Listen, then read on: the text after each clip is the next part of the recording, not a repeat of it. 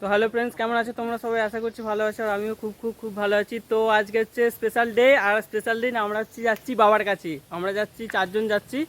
তো তো তোমাদেরকে পুরো ভিডিওটা দিতে পারবো কি জানি না, যতটা দিতে পারবো। তো তোমরা কেউ স্কিপ করবে না, পুরোটা দেখে যাও। আমরা 4 জন যাচ্ছি।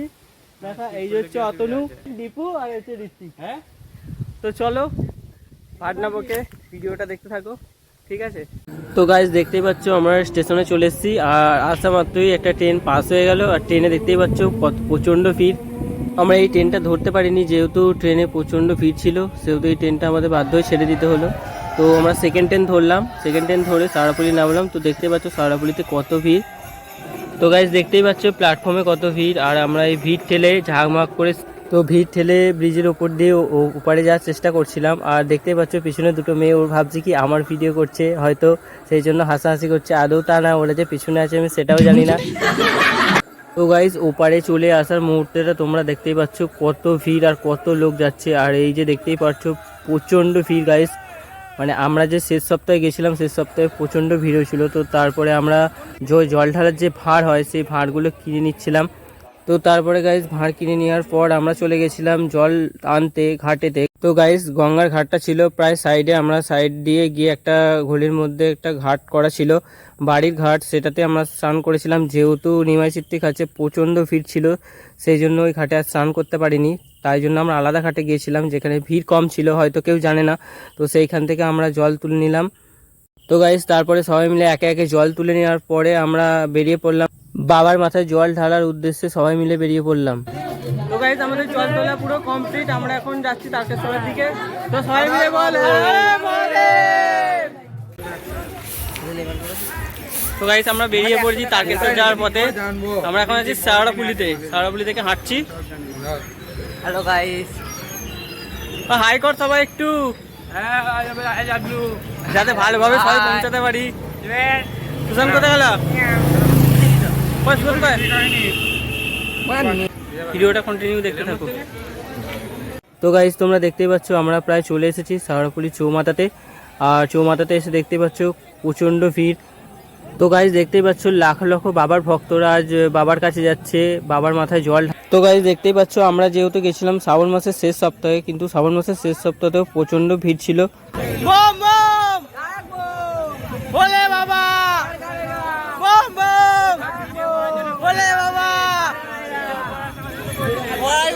গাইজ দেখতেই পাচ্ছ আকাশের ওয়েদারটা কত সুন্দর, সূর্য প্রায় ডুবতে চলেছে, আর আমরা বাবার উদ্দেশ্যে হেঁটে চলেছি। তো ফ্ল্যাগগুলো দেখতেই পাচ্ছ কত সুন্দর উঠছে, আর আমরা হেঁটে হেঁটে যাচ্ছি। তো গাইজ দেখতেই পাচ্ছ কিছু দূর আসার পরে এদের খিদে পেয়ে গেছে, রাস্তার ধারে লুচি আলুর দম দিচ্ছিল, আর সেটা একজন করে যাচ্ছিল আর একটা করে নিয়ে আসছিল। তো নিয়ে এসে ওরা একজন করে খাচ্ছে, মানে একটাতেই নিয়েছিল আর কি, নিয়ে সবাই মিলে খাচ্ছে। তো শেষ হয়ে গেলে আবার যাচ্ছে, গিয়ে নিয়ে আসছে, খাচ্ছে। তো লাস্টে ওদের খাওয়া দাওয়া কমপ্লিট হয়ে যাওয়ার পর আমরা আবার বেরিয়ে পড়লাম রাস্তায়, বাবার মাথায় জল ঢালার উদ্দেশ্যে হাঁটা শুরু করলাম। গাইজ দেখতেই পাচ্ছ ওয়েদারটা কত সুন্দর, আর আমরা যে সপ্তাহে গেছিলাম সে সপ্তাহে বৃষ্টি হয়নি, তাই ওয়েদারটা অনেক সুন্দর ছিল। এই জন্য আমরা সুন্দরভাবে হেঁটে যাচ্ছিলাম। আর এই ফ্ল্যাগটা দেখতে পাচ্ছ, ইন্ডিয়ান ফ্ল্যাগটা কত সুন্দর উড়ছে। আমরা ইন্ডিয়ান ফ্ল্যাগটা দেখতে দেখতে হাঁটছি বাবার কাছে জল ঢালার উদ্দেশ্যে। তাই সত্যি কথা বলতে কি বাবার কি মহিমা জানি না, তো তার জন্যই হয়তো শ্রাবণ মাসে এই এত লাখো লাখো ভক্ত যায় বাবার কাছে জল ঢালতে আর বাবাকে দর্শন করার উদ্দেশ্যে। তো আমরা চলে এসেছি, আমরা আছি এখন কামারকুণ্ডু ব্রিজে। হাঁটার পুরো দম শেষ, ঠিক আছে। আর আমরা 22 কিলোমিটার যেতে পারলেই মোটামুটি বাবার কাছে পৌঁছে যাবো, কিন্তু ওর জন্য আমাদের বসতে হবে। আমি পারবো না, কারণ আমি বসলে আর যেতে পারবো না, ওই বসে আইও বসে বলছে। যাই হোক গাইজ, আমি তো বসলে যেতে পারবো না, তাই জন্য আমি আগে বেরিয়ে যাবো। তো চলো।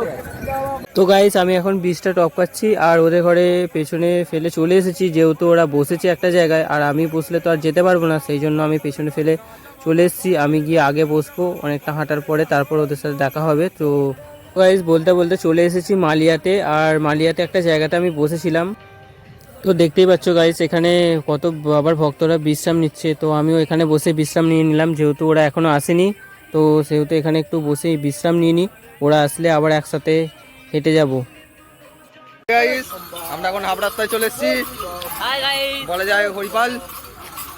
কিন্তু আমাদের কিছু ছেলে ভেঙে পড়েছে, খুবই খুবই দুঃখজনক ব্যাপার। আর হাঁটতেই পারছে না, বলছে ট্রেনে করে যাবো। ট্রেনে করে যাওয়া উচিত? একবার বললো তো। ঠিক আছে গাইস, মনে হচ্ছে একজন ট্রেনে চলে যাবে, তোমরা কষ্ট পেও না, কিছুক্ষণ পর আবার দেখাচ্ছি।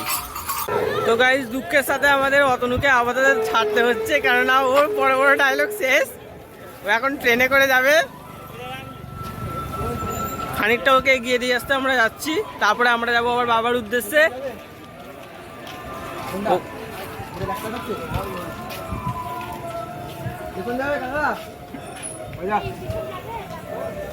গাইস, ওকে টোটোয় তুলে দিচ্ছি।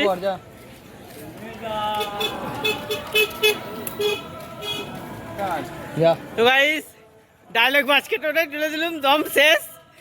এবার ও তারকেশ্বরে গিয়ে দেখা হচ্ছে।